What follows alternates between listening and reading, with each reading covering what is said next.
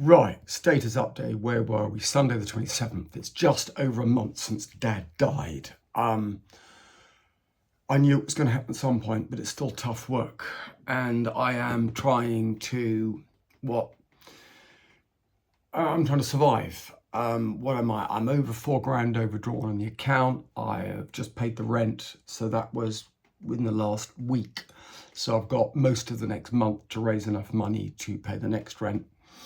The Mewing app's paying me a little bit at the moment, and I'm getting a little bit from the odd other sources. So, but that's nowhere near enough to pay the rent, and nowhere near enough to get me back up just a level. You know, what's happened in the last year. So we've got, so kind of before the start of last year, my daughter was having these terrible headaches, and that's just so difficult. So it's taking me, I'm managing it well. We're really reducing to getting her to bed, because the headaches we found out probably due to ADHD. Well, I was an early dyslexic. Clearly in my family are all on the spectrum. Why else would I have done this? So trying to get her to bed at night, that's a major hassle for me every night, taking up half an hour to an hour, because of course as soon as you spend that much time on one child, you've got to spend that much time on the other child. That's the problem. Next thing going on, then my wife starts having a breakdown. I mean, yeah, a lot of reasons, but I think if I hadn't had to focus so hard on work, and then had all the knockbacks and we'd gone bankrupt, I don't think we'd have coped. Yeah, we'd have got through that. But she's had a breakdown and she's now living out the house. So that's really, I can't explain to you how hard that is. So now I'm a single parent, and that's really hard. Then, of course, I lost the court case comprehensively. Now, and they did give me a way out. So they said to me, look, if you say all this mewing nonsense, or not mewing, sorry, if you say all this orthotropics is nonsense and you follow the party line, hey, well, you know, we'll let you back in, we'll let you have your career, and we'll let you work. Clearly, then I'd have had to stop the treatments I was doing. I could have compromised. They were clearly ready to compromise there, but I would have had to say this was wrong. Of course, I couldn't do that. Should I have? In the short term, yeah, it would have been much better for me if I just capitulated and kowtowed, but I didn't. So I then had to lose my life. So they suspended me. They suspended me really brutally. They gave me the hardest suspension. And it was interesting when I said to them, my lawyer said back, look, he can't comply with this. You could see them all looking at each other like this, because they thought, oh, well, we know what we're going to do because we know he's wrong. He's a nice guy. They could see that, you know, we'll let him off, but he's talking nonsense. So we're going to give him the honourable way out. He better take that, because that's a sensible thing to do. And when I didn't take that, and I stood by my morals, I stood by what I believed in, you could see they were visibly shaken. There was no question on that. Anyway, then when I was suspended, clearly then my business was unviable. I didn't realise how little the other people were earning. It was mainly me. And of course, a lot of that was coming actually from the Mewing app, the videos, because we were doing well in the videos initially. That video that got 9 million. And that, and all my consultations, that's what was getting us in, bringing the money in, the bacon in. So that went down the drain. I had to close the business, and there was just really nasty acrimony within the business. You know, the people I've worked with for years, and of course I struggle. I'm not good at thinking in real time, which means I'm terrible. I would be terrible in a debate or an argument. I can't do it, because it's like afterwards they go, oh, I should have said that, should have said that, should have said this, and they were totally wrong. And actually I should have won that argument. So I just tend to back off in arguments. There's just no point. You know, I know what I'm good at. I know what I'm not good at. So then with losing, the business went down, then so I was suspended, then the business went down. So the court case cost me $650-ish.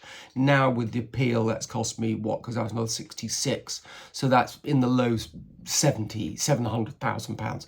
Then my business, well, it depends how you value it. But I mean, just the normal equation of a business, it should be worth about £600,000, maybe a bit more. And that's reflecting the fact that literally I'd kind of cut back my days and cut the whole business down because of the court case and all the stress that was on me. You know, in reality, it should have been worth about £1 million. But so there we go. Let's just easily say that's £1.5 million down the drain. of taxed income, with stuff I valued, I earned, I'd made. So that was horrific that all went down. Then I went into a state of depression. So in March, I was in depression. Then, of course, Dad dies. And it's just been awful year. I can't begin. So now, clearly, where am I? I'm almost bankrupt. I can't, because, so many people writing to me, please, can I do consultations? Well, that could earn me good money. I know the knowledge. I could give them that knowledge, but I'm not allowed to do that because of the particular laws in the UK that you just, if I was advertising that I was doing brain surgery, someone came in and I said, well, I've got no qualifications, mate, but I've got a drill, and I think if I drill in here, because I read it in a book somewhere, and I've got a bright idea, I think that I'll help your headache just by drilling some holes in here. Got no idea. But if you sign that bit of paper that fully well I've got no qualifications, it's fine, but you can't do that for dentistry. That's actually illegal. So that's why we've got this really sewn up. And it's kind of, let's not going to go into the court case, but it's like it was a parallel universe that, you've got all of this knowledge, you've got all these people talking about this stuff. You go into the court case and it was like, it's a parallel universe where none of this exists. Where, oh, no, it's the establishment view takes hold. So, and it's really, it's strange how that affects your mind, how that sort of, it's just very strange. It's this disconnect, this cognitive dissonance. You're exposed, you're stuck in a state of cognitive dissonance. Again, it's a parallel universe, and you're stuck in this parallel universe where black is white and white is black, and that's the way it's going. Your career is being determined within this structure, this parallel universe. It's mind-bending, absolutely mind-bending. And then, of course, I'm stuck.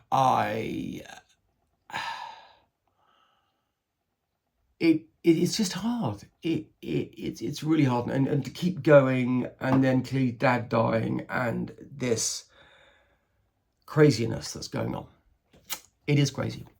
I don't know what to say about it, and I just need to get going. So, and I've got these projects on the go. So we've got the mewing apps going. We're about to set up this platform that's going to go forward. We've got this sort of balance with the chewing gum. Do I go with these guys, that guy? What do I do with it? And I've also got this, we're doing some videos on sleep apnea somewhere. So, and that's interesting. So lots of business proposals going, and I've got lots of opportunities, but businesses always take longer to set up. And of course, am I going to go bust before I can get the money coming in from those businesses?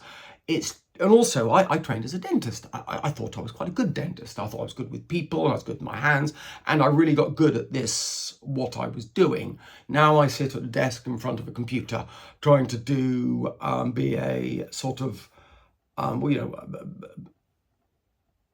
whatever I'm doing now. I don't know what this is, really.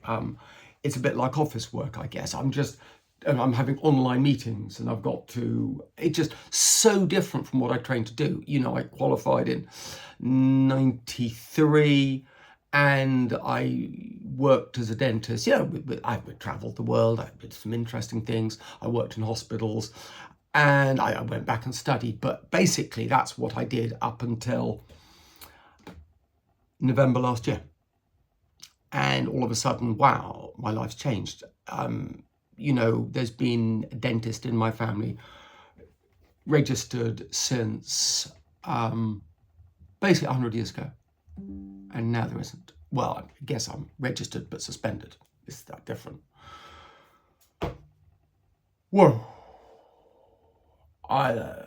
As many people tell me, a lot of lesser men would have collapsed at this, and probably it's true. And seem to be doing okay.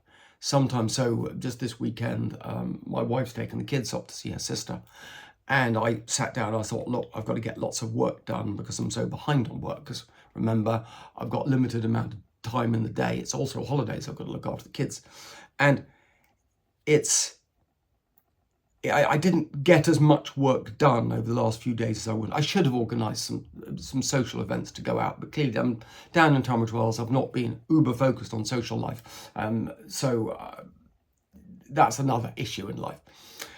And I didn't have a car. I've got my dad's second, third hand beaten up old Renault Kangoo that's holding on. So yeah, it's just so tough. And when 6 months ago I was getting PST whenever I sat down at a computer, and now I've got through that. But I don't know, I've never done this before. I'm trying to manage my time, organise things. Whoa, it's crazy. And trying to organise this revolution or reform. I think reform, we've got to say reform, probably we need a revolution, but I'm saying reform because it is actually reform. And yeah, it's hard. It's hard. So one step at a time, get it going. Make a few videos like this just to record how I'm feeling, what's going on. Yeah, trying to, and I've got a tennis elbow here and my joints are hurting, and I'm worried about my diet, and I'm thinking I need to get fitter, I need to put muscle mass on, and I've got to get my Crohn's sorted out. I think we're on a pathway to that. Just so much stuff to do, all of this stuff's just disorganized. I've got a massive stuff just dumped in the attic that I've got to go through and make the most of. And there are so many projects, so much to do. I've literally got to help humanity in, well, mainly prevention, because simple public health messages could help so many people. And we need to move forward with that. And I've got the ideas. It's all here. I know what to do. I'm not very good at, well, never have done it before. And I've got to get it out there. And it really is one step at a time, because every time I walk out onto the high street, well, no, it's not high street here, the street in front of my house, and walk down to the high street where the shops are, I'm passing people and I'm saying, yeah, your face didn't grow properly, your face didn't go properly, your face didn't go properly. None of you. No one in modern society is going as well as they could do. And I really believe simple things could help so many people if they just knew. It's a knowledge gap, and it's getting that knowledge out there that is the vitally important thing. And yeah, it's tough. And another thing, okay, when I go on YouTube or I go on Facebook and I see all of these people kind of catching up with me, saying kind of similar sorts of things, and they are catching. Are they catching up? I don't know. Maybe I'm going faster. No, I'm ahead of the game because I'm third generation. It's easier to be ahead of the game. But then when I sit down and talk to them about solutions, I'm just going, hello, you're all there. You've got so much of it. You're all going in these directions. But what's your solutions? What are you suggesting we do about this? And there doesn't seem to be, and I don't mind people catching up with me. I mean, yes, ego does kind of want to say, oh, I was here first. But well, whatever, it's, you should get over that. Ego is, the destroyer of science. It's the destroyer of scientific inquiry. And that's what we need. We need to move it forward. We need an advancement. We need to use scientific method to get everything forward. Anyway, yada, yada, yada. I can see it forever. At least I'm still going. At least I'm even able to do things like that.